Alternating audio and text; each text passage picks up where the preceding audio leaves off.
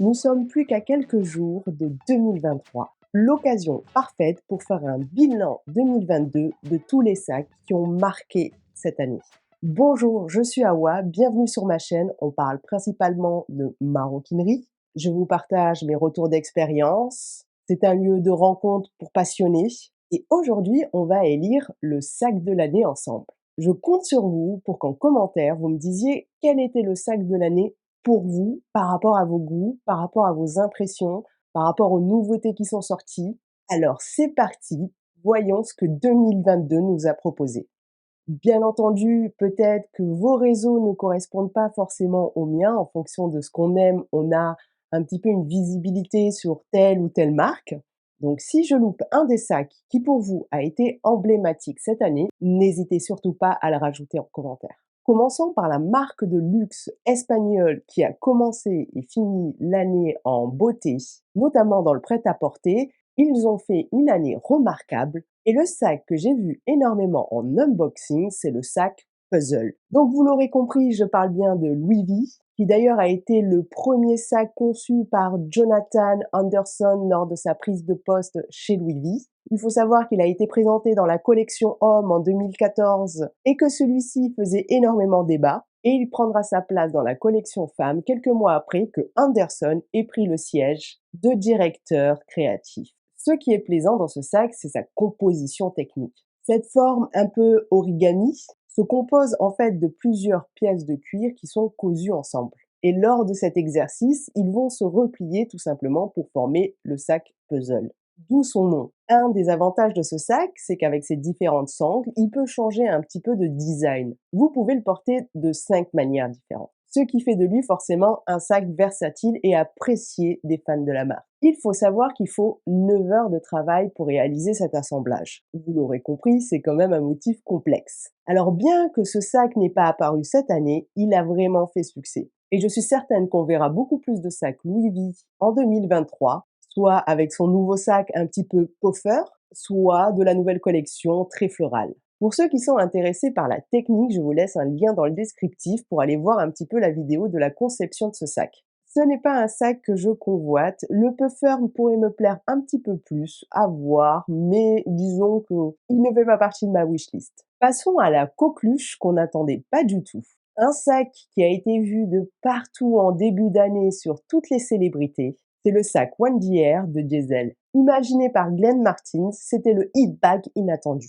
C'est un sac très orienté E2K. Pour ceux qui ne savent pas ce que c'est le Here to K, c'est l'abréviation pour décrire un petit peu la période du passage à l'année 2000. C'est d'ailleurs une tendance très appréciée chez les jeunes, notamment sur Vinted. Et pour décrire un petit peu le style, c'est vraiment les années 2000. Le cliché du A2K serait le débardeur en dentelle hyper flashy avec la jupe plissée. Bref, revenons au sac qui se décline en différents coloris, notamment la version métallique est vraiment apparue sur beaucoup de comptes de célébrités. Son prix reste celui d'un sac premium, notamment entre 375 500 €, forcément selon les modèles. Mais sincèrement, je m'attendais pas à voir Diesel dans les hit bags de cette année. Autre sac qui a marqué 2022 avec son côté XXL, vous l'aurez deviné, c'est le Iker d'Yves Saint Laurent, le sac shopping d'Yves Saint Laurent tout simplement. Lancé en mars en cuir d'agneau matelassé, il est tout simplement composé d'un gros compartiment et celui-ci est accompagné tout simplement d'une pochette zippée. Le devant est orné d'un big logo. Soit on aime, soit on déteste. À sa sortie, tout le monde disait que c'était la fin des micro-bags. Le monde était passé au XXL, en plaçant ce sac comme l'un des plus chers de la marque. Un grand écart pour Yves Saint Laurent qui a écarquillé les yeux de ses fans. Il était vraiment partout. Cette forme particulière initiale d'un triangle qui peut s'agrandir si on enlève le compartiment à chaîne, vous avez plus de place pour faire votre shopping et mettre plein d'affaires. Mais clairement, ce sac a fait débat. Déjà, le gros logo. 2, le côté matelassé noir et le logo doré. Moi, ça me fait penser un petit peu plus à Chanel, ce côté matelassé. Alors beaucoup le retournent pour un côté plus discret, mais je pense que vu la taille du logo, c'est compliqué quand même. Et puis si vous achetez ce sac, c'est pas pour le retourner, clairement. Personnellement, au début, je le regardais avec attention, mais finalement, je sais pas, je le trouve pas très élégant. Je pense que ça a calmé aussi beaucoup de personnes de voir à 3 200 €, surtout pour un sac considéré comme un sac pour faire du shopping. Après, je suis pas forcément une grande fan des sacs noirs, donc c'est peut-être ça aussi qui joue. Cependant, il faut l'accorder, c'était un des sacs les plus tendances de 2022. Passons rapidement chez Jacquemus avec son bambino long. Clairement, je l'ai vu de partout, dans tous les coloris, c'était la petite star de l'été. C'est juste la version bambino qui existait déjà les années précédentes, mais cette fois avec un porté-épaule, un petit peu un sac baguette. Et clairement, on a oublié le chiquito. À voir si le bisou, qui est sorti le 12 décembre dernier, fera le même effet au bambino. Passons à Chanel, et je dirais peut-être l'année du down de Chanel. Pourquoi? Je m'explique. Je n'ai jamais vu autant de vidéos disant j'arrête Chanel, stop Chanel. Les augmentations successives de Chanel ont vraiment dégoûté leurs fans. Je ne parle pas forcément de la clientèle ultra riche qui s'en fout un petit peu des augmentations de prix. Je parle des fans de maroquinerie, des fans qui économisent pour s'acheter des sacs, qui aiment Chanel, même certains qui ont beaucoup plus d'aisance financière. Et je pense que cette année, c'était la goutte de trop. Surtout que la qualité des sacs sont souvent critiqués, le retour d'expérience est plutôt médiocre. On sait très bien que les sacs s'abîment très très facilement chez Chanel. Et bien que le début d'année a été un succès, pour moi, c'est flagrant d'avoir ce discours j'arrête Chanel, stop Chanel. Alors oui, ce sont souvent des personnes qui ont déjà des pièces et qui ne convoitent plus, qui ont déjà abouti à avoir dans leur collection des pièces Chanel. Mais en tout cas, j'ai bien ressenti un petit peu ce dégoût. Il y a eu quelques succès cette année, il faut pas se mentir. Et pour pas arranger tout ça, le sac 22 est sorti. Alors ce sac a aussi fait un petit peu débat sur les réseaux, considéré comme un sac poubelle, sac tendance. Les deux mondes s'affrontaient. Il porte tout simplement le nom 22 parce qu'il a été créé en 2022, avec les chaînes classiques et un petit médaillon, un peu plus sportwear chic. Personnellement, c'était pas un sac qui m'attirait. Et les retours de ce sac sont assez mitigés dans le sens où il y a eu des gros défauts de qualité au niveau du cuir et au niveau de la praticité. C'est pour ça qu'actuellement, ils ont changé un petit peu le design en le transformant en sac à dos. Mais beaucoup de personnes se sont plaintes de la qualité de ce sac. Donc on revient un petit peu à cet état de se dire Chanel augmente, augmente, augmente les prix, mais la qualité diminue. C'était l'année du ras-le-bol par rapport à Chanel. Ils ont sorti ce sac récemment en tweed et là, je le trouve plutôt mignon. Mais après, là, c'est un avis biaisé. De toute façon, moi, dès qu'il y a du tweed, je suis in love. Par contre, il faut reconnaître qu'il y a eu un succès cette année fou pour le sac cœur de Chanel. Celui-ci est arrivé en avril. Il me semble que juste après, il y a eu encore des augmentations chez Chanel. Ce sac était ultra, ultra demandé, cherché de partout, que ce soit les fashionistas, les collectionneuses ou encore les fans de la marque. C'était vraiment le sac phare à avoir. En tout cas, moi, je le trouve très mignon, même si je suis pas trop girly. Pour le coup, je le trouvais vraiment c'est une belle pièce à avoir dans sa collection et là, c'était réussi, mais il faut dire qu'ils sont pas à leur premier coup d'essai. Effectivement, ils avaient déjà sorti un sac cœur dans les années 90. D'ailleurs, la mode des sacs cœur était assez tendance cette année puisque Yves Saint Laurent a aussi fait un sac cœur. Il me semble que Céline aussi. Donc voilà, cette forme se retrouve un petit peu dans plusieurs maisons. Mais le réel coup de cœur, c'était celui de Chanel qui était vraiment trop cute. À sa sortie, il était à 4 800 €. Aujourd'hui, en seconde main, je le vois souvent à 7 000, plus ou moins. C'était un cuir d'agneau avec un matelassage diamant, asymétrique. Et la petite touche qui tue, c'était la tirette qui était munie d'un cœur en cuir avec le CC métallique en extrémité. Et forcément, le malheur des uns, si on peut appeler ça un malheur, ils sont pas malheureux, ils sont pas des pauvrettes, profite forcément à quelqu'un et c'était Hermès. La réflexion de la communauté des fans bag addicts, c'est qu'à prix équivalent d'un timeless, aujourd'hui, on a des sacs Hermès. Et pour le coup, c'est clair que c'est un meilleur investissement. La qualité, quand vous regardez des sacs vintage Hermès, ils sont d'une extrême qualité. Pas trop de défauts, pas d'usure, ils sont vraiment comme neufs. La qualité d'Hermès est irréprochable. Il y a très peu de plaintes par rapport à cette qualité. L'investissement est meilleur puisque le sac double et peut s'acheter extrêmement cher sur certains modèles en seconde main. Par rapport à Chanel, j'ai l'impression que quand même on est réticent à aller acheter en seconde main une pièce. Les vintage, c'est autre chose parce que c'était une autre qualité. Mais les nouveaux, voilà.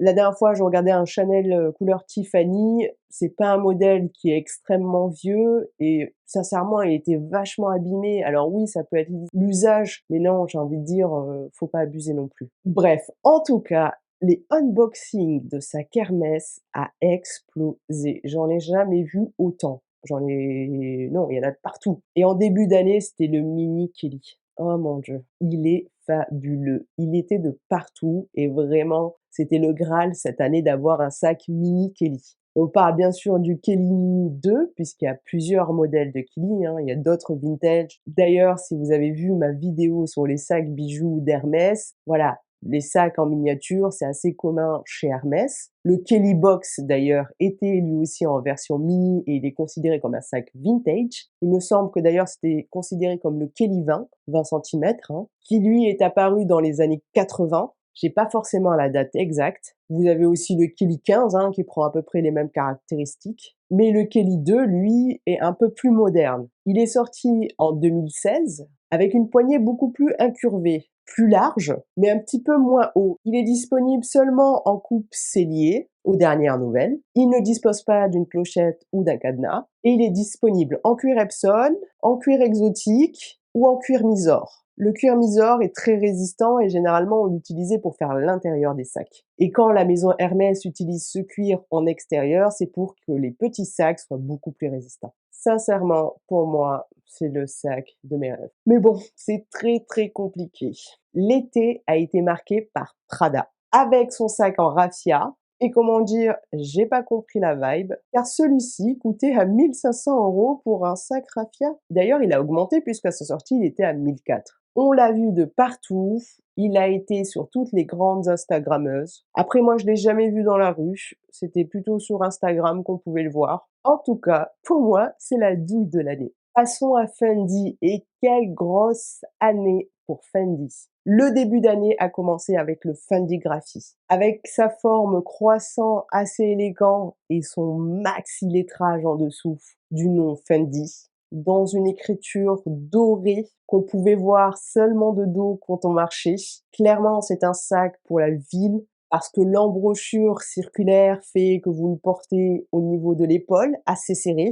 Je ne suis pas certaine, mais j'ai pu comprendre qu'il avait une poignée amovible justement pour l'ouvrir et rajouter une autre anse et pouvoir le porter comme un sac hobo.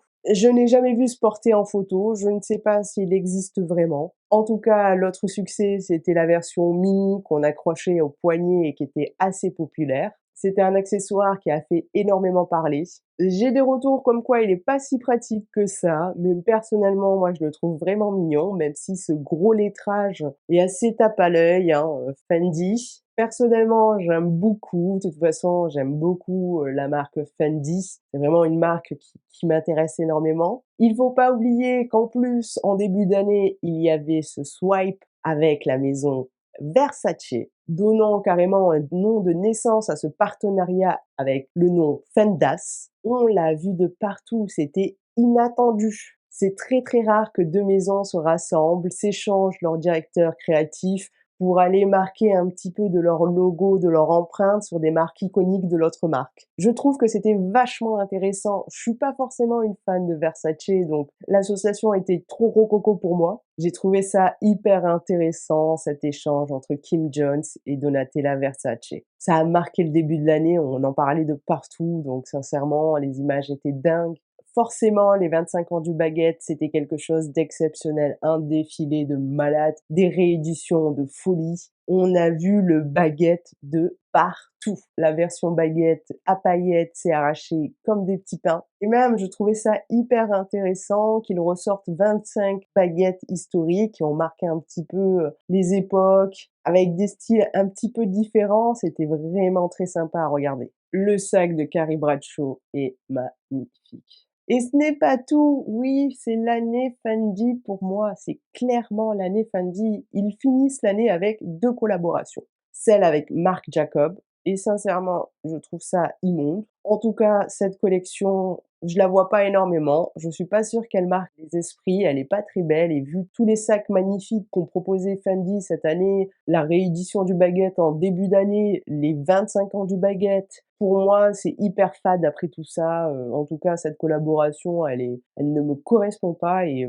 je la trouve plutôt moche, pour être transparente. Mais la collaboration que tous les investisseurs collectionneurs recherchent absolument à avoir, c'est forcément la collection avec Tiffany & Co. Chaque collaboration entre une maison de luxe et Tiffany & Co pour redesigner un sac emblématique de la marque, c'est un succès. Regardez les sacs Chanel Tiffany & Co. Ils sont extrêmement recherchés. Et là, le baguette, ça va être la même chose. Ce bleu Tiffany va aller s'inscrire dans une liste d'attente et apparemment la liste d'attente est déjà complète, c'est assez compliqué. Ça va faire un petit peu comme le baguette violet que tout le monde recherche. Il sortira le 5 janvier, donc à voir si on va voir énormément d'unboxing, je l'espère. C'est assez intéressant de voir ces 2 maisons se rencontrer, ces 2 univers et il est plutôt mignon. Je suis pas fan de l'argenté, hein, mais voilà, c'est juste le côté, bleu Tiffany qui est assez mignon. Maintenant qu'on a fait un petit peu le recensement de tous les sacs 2022 qui ont marqué les esprits, il est temps d'élire le sac de l'année. Même si le sac de mes rêves est le Kelly 2 Mini, pour moi, le sac de l'année, c'était clairement le Fendi Baguette. Et peut-être le violet à paillettes, clairement. Et pour vous, quel était le sac de l'année 2022? Dites-le moi en commentaire, c'est hyper intéressant. Autre petit bilan que je voulais faire, c'était celui de ma chaîne. Ça fait 3 mois plus ou moins que je suis sur YouTube et je voulais vous remercier. On est quand même sur un secteur de niche, un sujet très particulier et sincèrement, je ne pensais pas avoir 100 abonnés à la fin de l'année. On est 300, c'est pas quelque chose d'extraordinaire, mais pour moi, c'est beaucoup par rapport à ce que j'avais estimé. J'ai commencé, j'étais vachement débutante. Ma première vidéo était catastrophique au niveau du son. J'essaye énormément de m'améliorer en termes de vidéomontage pour apporter du contenu de qualité, des sujets plus ou moins différents qu'on n'aborde pas forcément tout le temps. Je suis en train de travailler tout ça et je m'améliore vidéo par vidéo. Mais j'ai été très, très surprise de l'accueil et du soutien de beaucoup d'entre vous. Donc j'en profite de ce bilan pour vous remercier Carole, Karine, Linux, Chichi, Jasmin, Camélia, Ask, je sais pas comment on dit. Mais bref, cette chaîne n'est pas une chaîne pour que je fasse des monologues, mais vraiment pour échanger. Et vous êtes là à échanger avec moi et c'est super et je prends plaisir. Sincèrement, je veux me nourrir de vous, hein. Je veux avoir vos retours sur vos sacs, ce que vous aimez, ce que vous aimez pas. Parce qu'il n'y a pas énormément de contenu quand même sur YouTube, sur le côté FR, hein, je parle. Et donc partager avec vous, c'est très enrichissant. D'ailleurs, vous pouvez me rejoindre sur Instagram si vous voulez pour plus de facilité. Alors, je suis pas une instagrammeuse, je ne fais pas des photos de ouf de mes sacs à main. Moi, ce que j'aime prendre en photo, c'est des statues. Me demandez pas pourquoi, mais j'adore prendre des photos de statues. Et beaucoup d'entre vous m'ont laissé des messages hyper encourageants, hyper stimulants. Donc, ça me donne envie d'en faire plus, de m'améliorer encore plus, de donner plus de temps à ce hobby parce que c'est un hobby. J'ai d'autres activités à côté. Et là, c'est clairement un hobby détente. Pour moi, c'est un plaisir de parler de sac à main, hein. Le fait de monter, de réfléchir à des vidéos aussi et d'améliorer tout ça, ben, c'est un vrai moment de détente. Et si je fais des erreurs, ben voilà, je vais les corriger les prochaines fois. Donc merci en tout cas pour votre accueil. Je m'attendais vraiment pas à ça. Je pensais pas avoir 100 personnes à la fin de l'année. Je sais que ça va apparaître un petit peu ridicule par rapport à d'autres secteurs, d'autres réussites, mais j'en ai rien à faire. Moi, c'est mon petit plaisir. Même si décembre a été catastrophique en termes de vues, sincèrement, merci, merci de votre accueil. J'en profite pour vous souhaiter un très bon réveillon. Amusez-vous, pas trop d'excès. À l'année prochaine!